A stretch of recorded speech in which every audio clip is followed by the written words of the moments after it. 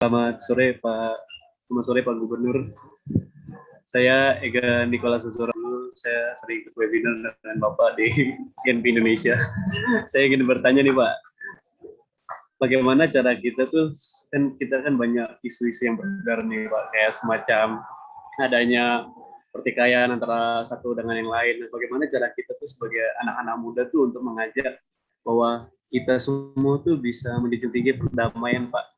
Nah, karena di zaman ini tuh anak muda pun bahkan tuh bukan orang-orang yang sudah lebih berpengalaman saja yang dapat eh, tidak adanya perdamaian, tapi anak-anak muda malah menjadikan pertikaian Pak. Nah, bagaimana cara kita mengajak tuh sebagai anak-anak muda untuk ayo tuh kita sama-sama menjunjung tinggi perdamaian. Terima kasih Pak. Oke, terima kasih. Udah dibuka nih.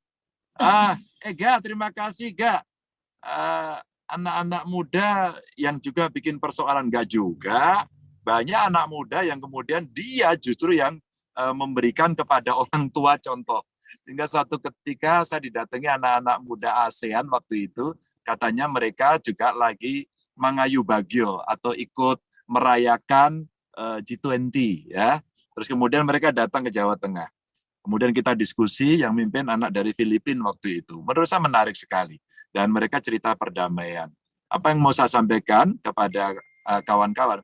Maka anak-anak muda dengan segala kreativitas yang saya katakan di depan tadi, mereka bertemu berbeda suku, berbeda agama, cerita beribadah yang sangat moderat, begitu ya. Dicontohkan audio visual. Bahkan banyak yang membuat film pendek itu anak muda. Kalau orang tua kayak saya suruh buat film pendek nggak bisa kayaknya. Paling banter staff saya bantunya cuma di YouTube sama di IG. Kadang-kadang di TikTok aja. Tapi ketika kita sampaikan kepada mereka, ternyata mereka bisa seneng banget gitu ya. Nah, teman-teman, apa yang kita sampaikan Ega itu caranya bagaimana? Kasih ruang anak muda. Saya itu mengajak anak-anak muda itu untuk magang. Ega, magang ke saya ajak ketemu masyarakat, ada yang suka seni, ada yang pendidikan, kesehatan, sampah, bersih-bersih sungai, apapun itu dilakukan. Tapi benar-benar diajak, dikasih kesempatan. Dulu saya kasih nama judulnya Sehari Bersama Gubernur. Gitu. Sehari Bersama Gubernur saya ajak kemana-mana, lalu kita diskusi, menurutmu kalau menyelesaikan seperti apa? Jadi antara idealita dengan realita, di tengahnya ada ilmu pengetahuan yang mereka kemudian kita ajak untuk belajar. Sekali lagi ya, belajar loh. Mereka tidak ekspor dan mereka tidak dalam kompetensi itu, tapi belajar. Nah, belajar inilah yang saya katakan orang yang sudah sepakat dengan Pancasila, dengan nilai-nilai perdamaiannya, keadilannya, persatuannya, ketuhanannya itu, mestinya bisa diberikan dalam contoh audiovisual atau perilaku yang gampang dicerna oleh mereka. Gampang dicerna. Maka kadang-kadang saya dengan cara saya, tentu saja sekali lagi tidak terlalu ahli ya, untuk bicara sayang anak, ya saya harus bercanda sama anak-anak. Bercanda aja tiap hari. Di mobil saya ada banyak sekali mainan anak-anak gitu. Terus kemudian saya bagiin pada mereka. Meskipun saya pernah salah juga karena dikritik. Apa kritiknya buat saya? Pak Ganjar jangan dikasih pistol-pistolan dong. Itu nanti bisa membuat kekerasan. Oh ya? Oke. Kalau gitu saya ganti dengan mainan yang lain. Pak Ganjar kasih dong mainan yang edukatif gitu. Ya banyak kemudian orang memberikan masukan kepada saya. Menurut saya itu asik banget.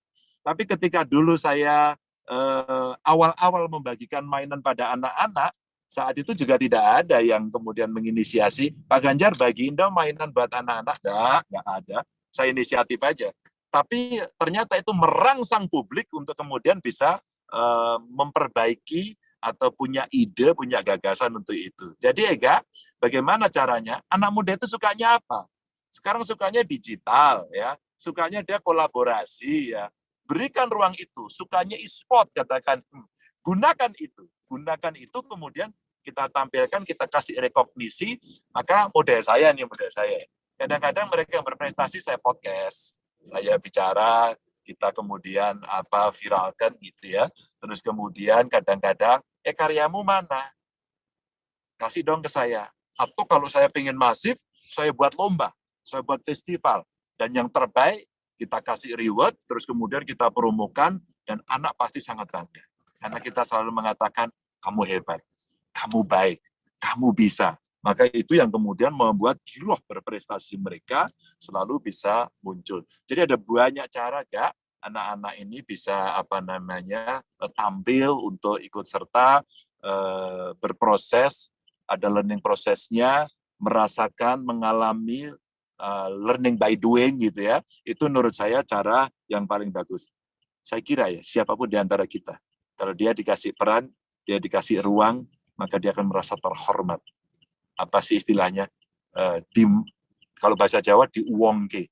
Dia ditaruh sebagai seorang makhluk sesama manusia, pasti eksistensinya itu akan merasa dihormati. Itu sebenarnya cara sederhana. Tentu tidak semudah saya omongkan ya. Kadang-kadang kita nge-grab mereka untuk bisa tampil juga tidak gampang. Festival seni lah, kemudian festival digital lah, startup lah, e-sport. Kadang-kadang saya agak ikut berkonyol-konyol ria, mungkin dilihat orang ya, tapi sebenarnya saya juga bisa merepresentasikan kamu kok, minimal dalam konteks public policy gitu. Meskipun saya tidak semudah kamu gitu ya, jelas terlihat dari rambut saya begitu ya. Tapi ya gitulah, agar kemudian semua bisa dirangkul. Teman-teman, saya harus terpaksa memberikan pada Ega saja, karena ini saya harus masuk ke acara berikutnya. Makasih, Kak. Tapi kalau tidak memuaskan, ya mohon maaf, kamu boleh DM saya, kamu boleh kontak saya. Kita teruskan diskusi di luar forum ini. Wow, gitu. Biar semangat gitu ya. Makasih semuanya. Terima kasih orang-orang hebat semua di sini.